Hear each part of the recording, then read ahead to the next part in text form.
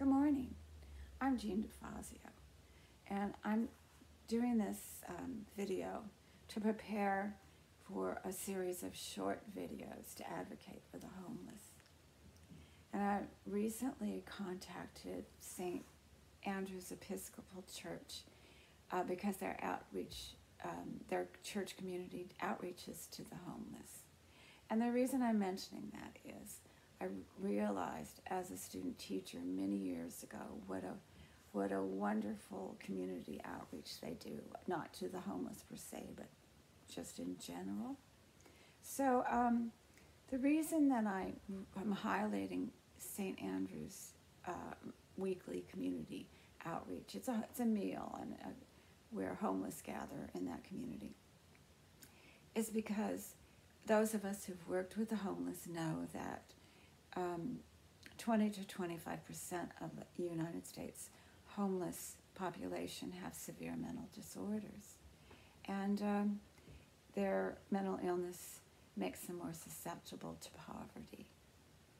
And because their disorder limits their capacity to sustain relationships and employment.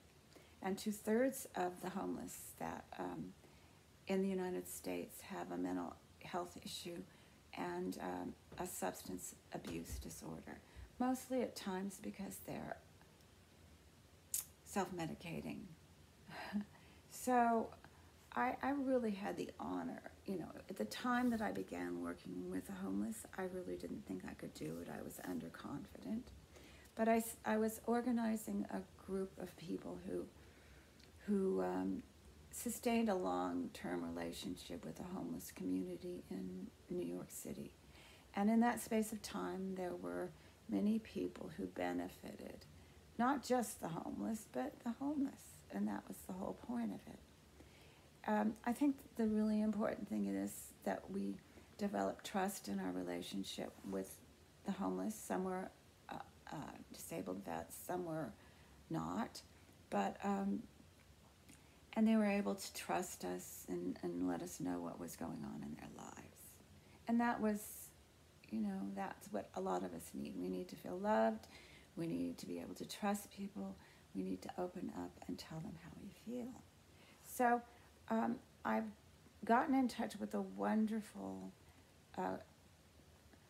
alum from UC Davis, and I was very glad to make contact with Dr. David Groff through the yearbook, because we are both in it this year. The 1973 50-year reunion at Davis actually is this Friday. So David was a professor of history, and he also organizes and participates in outreaches in Portland, Oregon, where he resides, and